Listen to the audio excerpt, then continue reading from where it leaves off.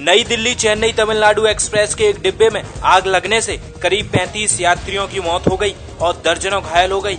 ये हादसा करीब 450 किलोमीटर दूर दक्षिण तटीय आंध्र प्रदेश के नेल्लोर रेलवे स्टेशन के पास हुआ।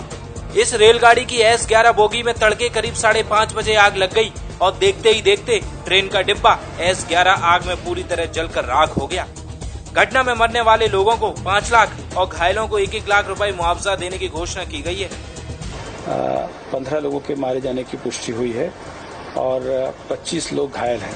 बताया जा रहा है कि बोगी में शौचालय के नजदीक शॉर्ट सर्किट होने से आग लगी। फिलहाल इस घटना के जांच के आदेश दे दिए गए हैं। Bureau report, news point.